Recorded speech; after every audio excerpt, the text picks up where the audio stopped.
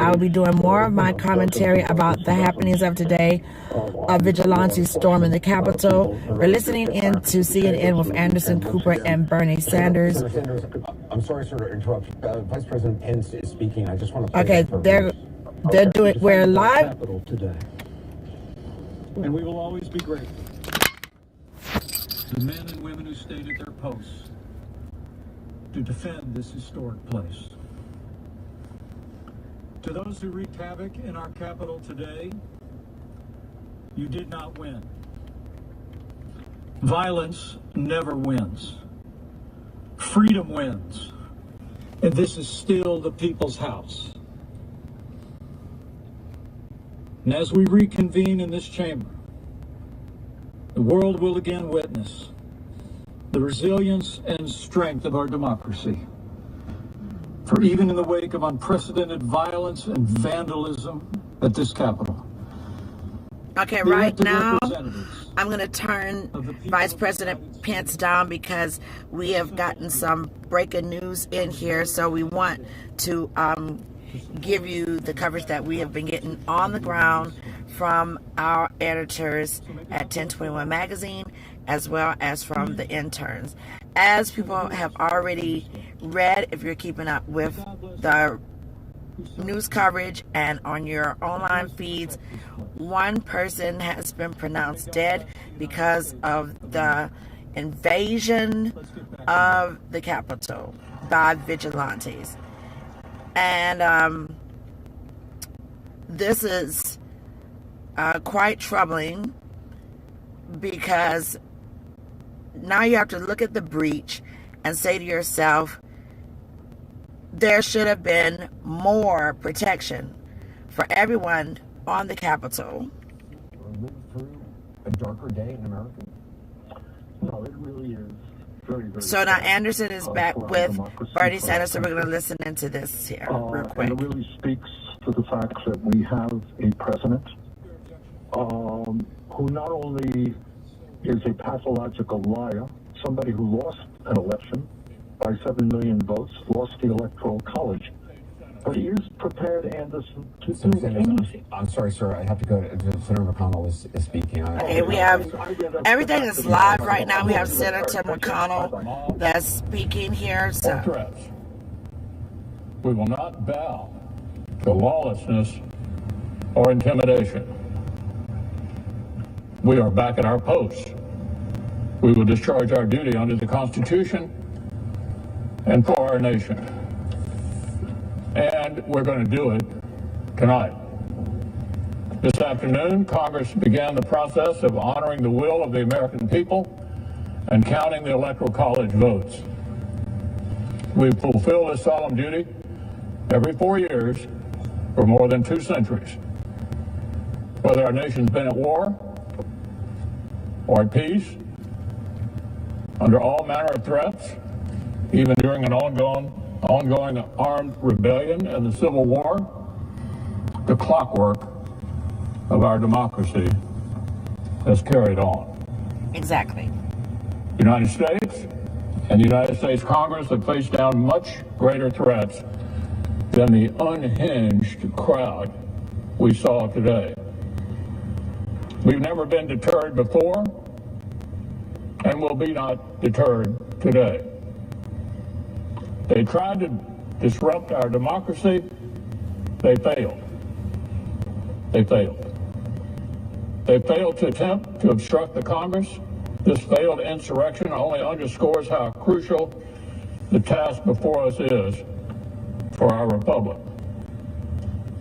Our nation was founded precisely so that the free choice of the American people is what shapes our self-government and determines the destiny of our nation. Not fear, not force, but the peaceful expression of the popular will. Now, we assembled this afternoon to count our citizens' votes and to formalize their choice of the next president. Now we're going to finish exactly what we started. I will take that down because that will be replayed on different entities that you all can look at. But here's the thing. Even through this talk of partisan, not playing any partisan games right now, but many bipartisan games were being played up until this point. And even though, thank goodness, there was not a loss of life among the Senate and the House in the Capitol, there has been a loss of life. And for that, those who have been caught need to be punished at the highest extent of the law. But let us not be fooled. Under any circumstances, there is still a great amount of danger. There are a lot of questions here. In our opinion, what we're getting, some of what I can talk about behind the scenes, and it's not going to be that much, is that this definitely was calculated and planned and thought out. Now, we hear and we are getting the reports about the bombs. How do we know at this point, are they protected? Are surrounding areas of the Capitol? Is something still sitting there that could be set off? Well, we do know that who will move in to sweep these type of concerns. But they are very real concerns. Also, the real concern should be going forth for those that we elect to go, and even those that we didn't elect, it's still a body unit of people there to serve all of us. They need to be better protected than this police security that epically fails. There are a lot of questions there. Was there someone in the midst who was a part of this? It's a lot of questions. And if this is the type of protection that they're having, they need to cut it loose and therefore put some type of military and a lot more expertise in place to protect those of the Capitol. Because this was an epic fail. We do know that in some parts where there are people who are dressed in the blues are not about the service of the people. So we definitely have to see where they go from there, as much information as they can give us as to their investigations. We have the FBI, the CIA, everyone is getting involved. The borders of our country is definitely being ramped up, because not only do we have to worry about this type of nonsense, we have to worry about sleeper cells within America and those who are out of America waiting for their chances to pray. P-R-E-A, and we definitely should P-R-A-Y. This is disgusting on every level. And it shows a bad breakdown of the security for those in the Capitol.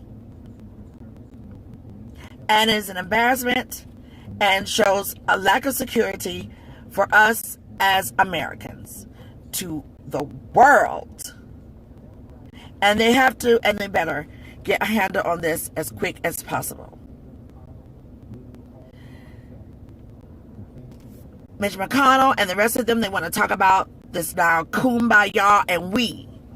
This is what it should always have been. Not when it comes to your life has been at risk. Because everybody in there was on the same level of life being snuffed out, snuffed out that quick.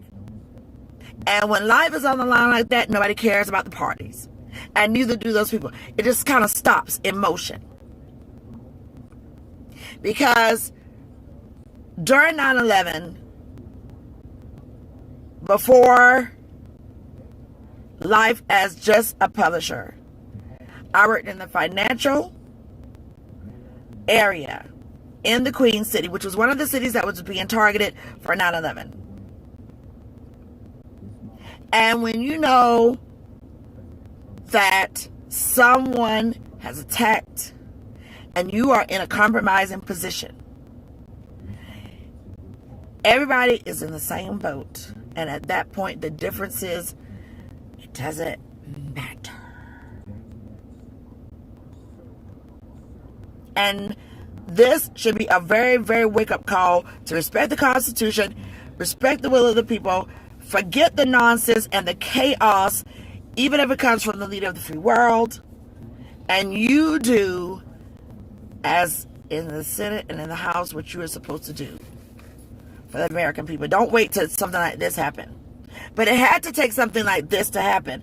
And if we don't wake up, for sure, all eyes, and they know it, is going to have to be on it, and not just sitting for other policemen, but they are going to have that National Guard, armed forces, ready, on alert, like never before. For this could be just a taste. Now we start talking about what and how could they breach the Capitol that easily.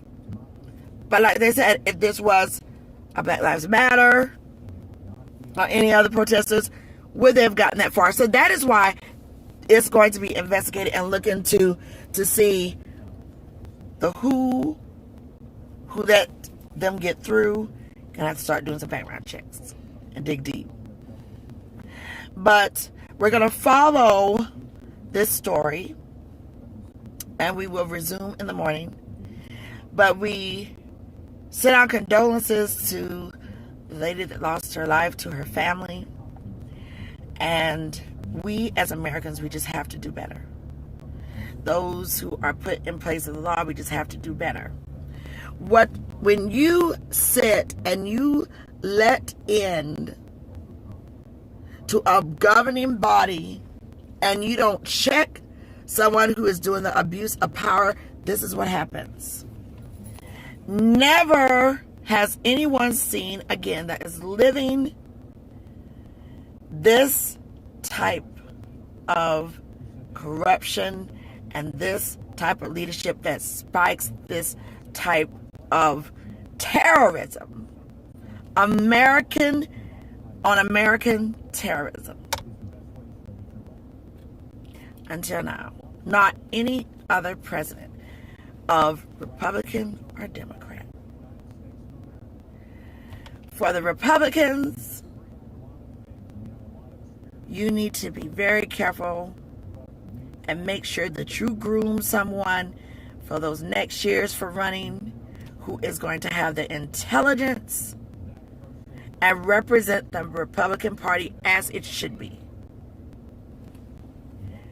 Democrats, the same.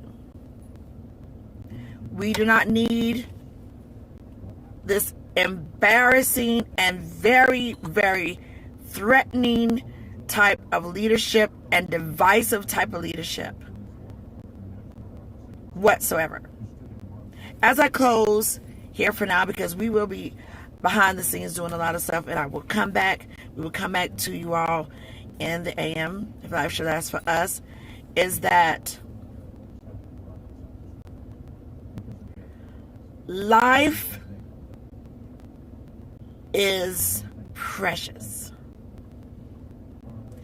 People are struggling. People are dying. We're in a pandemic. And tensions are high. There will always be a leader that people will not agree with. But it all starts with that leader not being the leader for just one certain people, but for all. Whenever you don't have that, that is when you have epically failed. We all have survived, resilient, and I have continued to say it, and I will continue to always say that. We are resilient and blessed and graceful upon grace to be here when so many people are dying by the seconds now because of this pandemic. And then here we come with this erraticness. America, we have to get stronger. Put your key people in place so that this does not keep happening, because it only shows us as a weakened state. And this is not what we need to be looking like for us, and then for others who will wish to cause us harm. And you better believe it, because that is what it is. So focus on this, the party, this party, this party, who lost control, and then all this me stuff. And then the plot is on. And then what happens? We don't want another 9/11 to happen, or anything else of that magnitude. Leaders, those in position, get it together. And we, as in the media, we will stay on it with our various coverage, because it needs to be said raw, unfiltered, and still with integrity. You all were in the same boat today, caught up in a collective of what many build up. And when they came through those doors, breached, you were in the same boat. They couldn't figure out from a flea to a fly whether you were a Republican or a Democrat. You were in danger. So we hope that this is an eye-opening lesson. One loss of life is too many. Injuries, too many. There's one close call. It's one close call too many. God bless America. God will deal with America if we don't start dealing with these things. And that is my personal opinion on that part. That I speak for myself on that part. I want to thank 1021 Media Group, who will continue the coverage and keep me alerted and to be safe. And I want to thank everyone who tunes in to our coverage, because I'm out and about still trying to do things and make sure everyone is secured, what they need to do.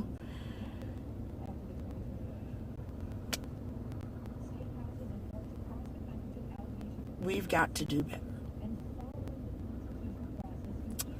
I'm going to continue to get my updates. Continue to follow your local news.